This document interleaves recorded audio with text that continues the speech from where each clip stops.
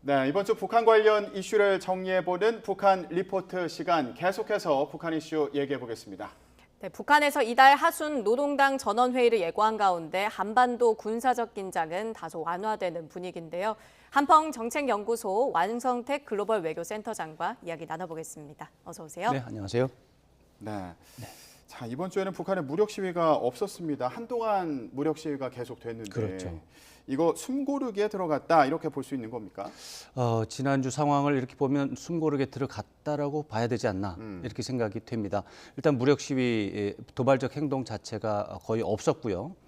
그다음에 사실 북한이 무력 시위를 하면서 제시했던 명분이 있었습니다. 예. 한국과 미국의 어떤 그 군사 연습인 거죠. 예. 그런 것들 일정이 다 끝난 거지 않습니까? 근데 거기에 맞춰서 북한도 도발을 할 수 있는 명분이 이제 사라졌다, 축소됐다 이렇게 봐야 되고, 조금 전에 보도를 해주셨습니다마는 북한은 지난 11월 18일에 화성포 17형 발사를 하고 대대적으로 성공했다고 선전하고 자체적으로, 그다음에 29일 핵무력 완성 5주년을 나름대로 기념을 한 거거든요. 그래서 내부적인 차원에서도 기념을 충분히 했기 때문에 이 정도 되면 일단 숨고르게 들어간 거로 보고, 좀 말씀드렸던 것처럼 전원회의를 통해서 경제 문제에 집중하는 그런 양상이 되지 않을까 이렇게 예상을 해볼 수가 있겠습니다. 네, 이런 가운데 우리 정부가 개인과 기관의 제재 명단을 추가해서 그렇습니다. 발표를 했고요. 또 미국, 일본도 대북 제재 조치를 발표했습니다. 네. 북한이 어떤 생각을 가질 거라고 보십니까? 네, 지금 그 부분이 이제 혹시라도 다시 북한이 무력 시위를 한다든가 도발적 행위를 한다든가 이런 식으로 연결되지 않을까 걱정이 되는 부분이기도 합니다. 그렇지만 그 사이에 유사한 일이 있었고 충분히 예상 가능한 문제였고, 북한은 화성 17형 시험 발사 성공이라고 하는 부분을 굉장히 강조하고 있습니다. 예. 그런 차원에서 그런 흐름 속에 아마 이것도 같이 통합이 돼서 한 챕터가 넘어가는 그런 상황으로 여겨지지 않을까 해서, 아마도 직접적인 대응은 상당히 나오더라도 소규모로 나오지 않을까 예상할 수 있습니다. 예. 한미일이 나라별로 독자 대북 제재를 일제히 발표를 했고요. 그렇습니다. 예. 그리고 미국 같은 경우에 인도태평양 사령부하고 또 주한미군 사령부에 우주군을 신설했습니다. 네, 네. 그런데 우리 군도 우주전단 부대를 신설한다고 하고요. 그렇습니다. 예, 이게 어떤 의미가 있는 겁니까? 네, 이번 주에 나온 뉴스 중에서 굉장히 주목할 만한 뉴스가 되고, 이런 부분이 앞으로 어떻게 달라질 것인지를 관찰하는 게 굉장히 중요하다고 생각을 합니다. 예.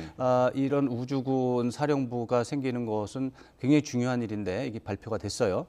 이것은 지난번에 최근에 북한이 발사한 장거리 미사일들이 굉장히 높은 고도로 비행을 했었을 때 아마도 한국과 미국 또는 일본의 탐지가 아마도 시원치 않았을 가능성이 있습니다.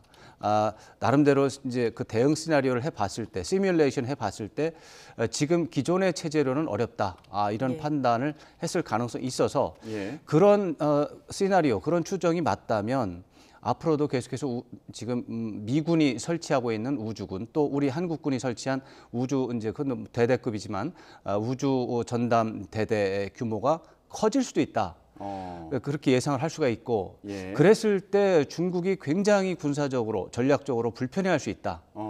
그러면은 어떻게 보면은 한국과 중국이 바로 이 문제, 우주군의 출범을 가지고 갈등이 빚어질 수 있는, 굉장히 민감하게 갈등이 빚어질 수 있는 요소에 해당한다. 예. 그래서 중국은 충분히 한국에 대해서 저 정도의 움직임이라면 한국이 미국이 주도하는 미사일 방어망에 편입되는 거 아니겠는가, 이렇게 의심할 수 있는 상황이라서 예. 이 부분에 대해서 앞으로 한중 간의 군 당국 간의 소통이 중요하다, 이렇게 봐야 되겠습니다. 예, 지난 1일에 우리 군에서도 우주 작전 대대를 이제 창설을 했고요. 예, 이런 부분이 앞으로 어떤 영향을 미칠지 좀 봐야 된다. 네, 예. 이거는 민감한 의미가 있다고 봐야 되겠습니다. 네, 이런 가운데 미국이 새로운 폭격기 B-21을 공개했습니다. 맞습니다. 북한에 위협이 된다고 보십니까? 위협이 되죠. 예. 근데 이제 북한을 위협하기 위해서 아마 이번 행사를 한 것 같지는 않습니다. 지금 보이는 이제 그림은 상상도 같은데, B-21 폭격기는 미국의 차세대 최첨단 대형 폭격기입니다.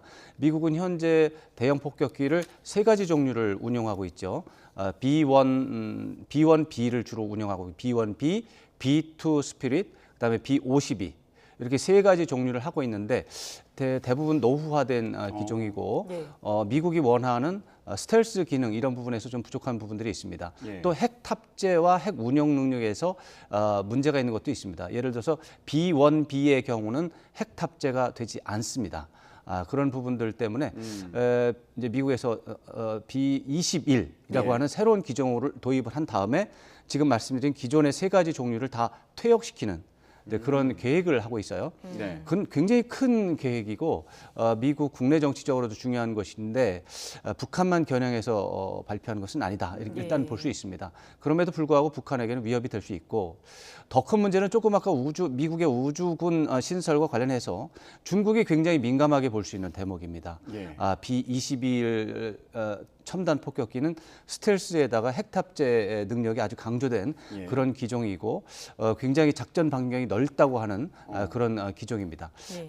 그렇다면 중국도 거기에 맞서서 대항하는 무기도 만들어야 되고 오히려 거기를 압도하는 또 다른 폭격기도 만들어야 되고 이런 식으로 좀 더 큰 규모의 어떤 군비 경쟁이 한반도와 동북아에서 벌어질 수 있어서 좀 걱정스러운 부분도 있습니다. 그렇군요.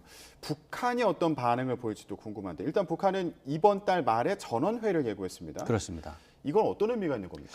이것이 좀 재미있는 부분인데 2019년에도 비슷한 일이 있었고 그 이후로 비슷한 패턴이 반복되고 있습니다. 예. 사실 그 전에는 연말에 그렇게 전원회의를 하지 않았고 한 10월 달에 모든 것을 정리해 버리고 11월, 12월이 되면 최고 지도자의 신년사 발표를 중심으로 해서 모든 일정이 돌아갔거든요. 그 신년사에 모든 북한의 입장이 반영이 되고 그랬는데 예. 2019년에 아시다시피 하노이 북미 정상회담이 결렬이 되면서 북한의 국내 정치 또는 국내 정책 구도가 어떻게 보면 깨졌습니다.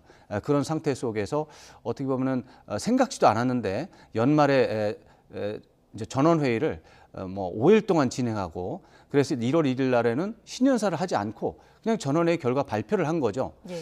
그런데 아마도 북한은 생각지도 않게 그런 일정이 장점이 있구나 이렇게 생각한 모양이에요. 그래서 그 이후로는 약간의 명분은 다른데 계속해서 같은 패턴으로 하고 있습니다. 그래서 이번에도 그런 패턴을 따라했다 이렇게 평가를 할 수가 있겠습니다. 그렇다면은 이번에도 북한은 1월 1일에 김정은 위원장이 신년사 지금 사실 몇 월 며칠 할지 모릅니다. 예. 지금 북한이 발표한 건 이달 하순이라고 했습니다. 예. 이달 하순이라고 하면 20일부터 31일까지일 수도 있고 16일부터 31일까지일 수도 있는데 아마도 전례를 보면 한 26일, 27일부터 해가지고 12월 31일까지 한 다음에 1월 1일 날 전원회의 결과를 발표할 것 같다. 그래서 다시 정리를 하자면 2019년 이후에 어떤 그런 유동적인 상황 때문에 이게 관행이 됐다. 이렇게 말씀드릴 수 있겠습니다. 예, 이번 전원회의에서는 어떤 것들을 주로 의제로 다룰까요? 네, 연말에 하는 전원회의는 기본적으로 그 해를 결산합니다. 예. 지난 한 해 뭐 정치, 경제, 사회문화 모든 정책이 잘 되는가 못 되는가 결산을 하고 다가오는 새해 계획을 짜는 거죠. 그게 기본적인 입장이고, 그리고 북한의 내부적으로 중요한 일정이 국가 경제 발전 5개년 계획이 이제 계속해서 진행이 되고 있는데 그게 이제 지난해 1월 1일부터 시작한 겁니다. 그러니까 올해까지 해가지고 2년이 지나갔어요. 예. 5개년 계획 중에 2년이 지나갔기 때문에 내년이 딱 중간에 들어있는 해라서 국가 경제 발전 5개년 계획을 성공적으로 완수하기 위해서 무엇을 할 것인가 이 부분이 초미의 관심사가 되고 북한 내부적으로는 그게 아마 굉장히 큰 과제가 될 것이라고 생각합니다. 예, 김정은 위원장의 행보에서도 관심을 끄는 부분이 있어서요. 최근에 딸 김주애와 동행한 모습이 여러 차례 공개가 돼서 그렇습니다. 일부에서는 이거 후계자 수업 아니냐 이렇게 분석하는 경우도 있던데 네, 어떻게 그렇죠. 보세요? 후계자까지 가는 건 좀 심하지 않느냐. 좀 그렇습니까? 예, 좀 과도한 것 같습니다.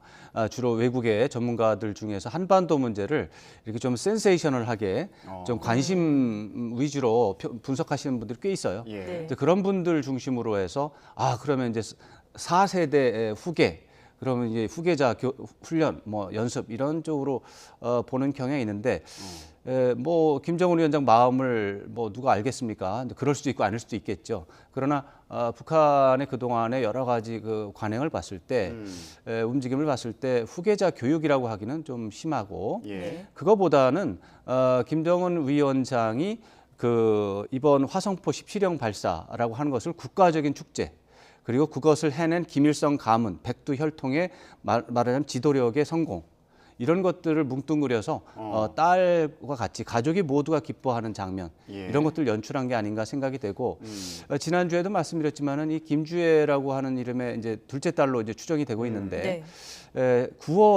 지난 9월에 둘째 딸이 나왔다라고 하는 그런 이제 공연이 있었던 거죠. 그 영상이 공개된 게 있어요. 예, 그래서 그걸 가지고 영상. 이제 중국의 전문가를 이용해서 서방 언론들이 김정은의 둘째 딸이 공개가 됐다, 이렇게 말한 부분이 있습니다. 그래서 굉장히 관심이 고조가 된 거죠. 아마도 북한은 거기에 대해서 이거를 그대로 내버려 둘 것인가, 아니면 이것을 계기로 해서 뭔가 국제사회에 홍보를 할 것인가, 아니면은 서방의 잘못된, 북한에 대한 잘못된 관측과 해석들에 대해서 아주 보기 좋은 본보기로 맞받아치는 그런 것을 하면 좋지 않을까, 이런 생각을 하던 중에 아마도 이번 화성 11형 발사와 연계시해서 아마 노출한 게 아닌가, 이런 생각을 해볼 수 있습니다. 앞서 공개됐던 그 공연 영상에 등장한 소녀가 둘째 딸 김주애 아니냐, 이런 추측이 있었는데 그거 아니다라는 거죠. 그게 아니다. 아니다, 바로 이거죠. 잡을 겸 그렇죠. 또 좀 홍보하는 그런 의미도 있다. 그러니까 거기에서는 발사 현장 관련해서.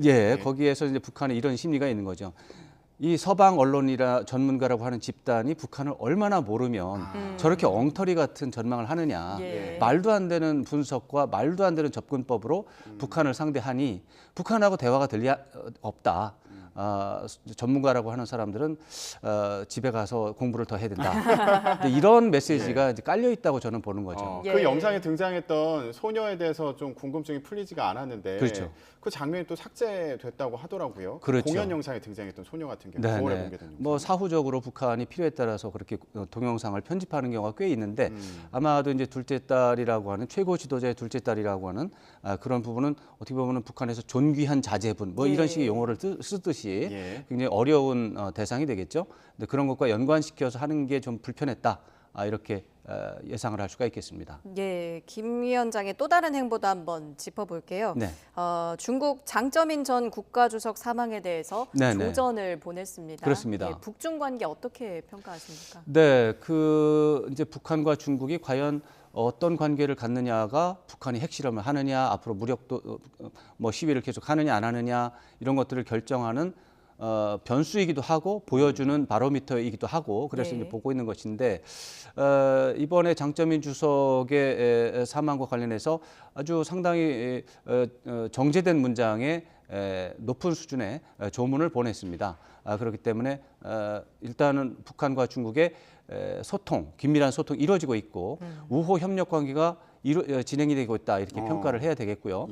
그다음에 지난 이제 10월 중순에 시진핑 주석 사면임 했지 않습니까? 그때에 김정은 위원장이 축하 전문을 보냈고, 또 시진핑 주석도 답전을 또 보내왔습니다. 그 내용을 또 보면 우호적입니다. 우호적인데, 그래서 북한과 중국은 이제 협력 관계를 유지하고 있구나. 그렇다면 핵실험을 못한다. 이렇게 당연하죠. 중국은 기본적으로 북한의 핵실험을 절대 반대합니다. 절대 반대를 하는데, 그럼에도 불구하고 북한이 말하는 불만이 있습니다. 북한은 핵실험 안 하고 미사일 발사 안 했는데 왜 한국하고 미국은 연합군사훈련 하느냐. 이렇게 균형이 깨졌는데 왜 중국은 그래도 북한에 대한 경제 제재를 유지하느냐. 그건 잘못된 거 아니냐라고 북한이 항의를 합니다. 이제 그런 부분에 대해서 중국이 그게 아니다라고 말을 할 수 있으면 하겠는데, 최근에는 이제 그런 것들을 북한이 집요하게 중국에 대해서 설명을 하는 거죠. 그럼에도 불구하고 중국은 핵실험은 곤란하다라고 하는 입장이 유지가 되면서 이제 갈등이 이제 고조가 될 수도 있었는데, 최근에 말씀드린 두 가지의 전문이 오고 가는 상황을 보면 갈등이 폭발해서 관계가 깨지지는 않고 유지가 되고 있다. 그렇다면은 이제 북한이 핵실험을 하기는 어렵죠. 중국이 결사 반대하고 있기 때문에. 중국 같은 경우에는 더 큰 혼란이 오거나 본인들의 입장이 좀 곤란해질 수 있으니까 북한의 핵실험을 반대하는 건가요? 여러 가지가 이유가 있는데 첫째로는 강대국의 특권을 누려야 되기 때문입니다. 그게 첫 번째 이유입니다. 예. 핵실험을 하거나 핵무기를 가질 수 있는 나라는 전 세계에서 5개밖에 없습니다.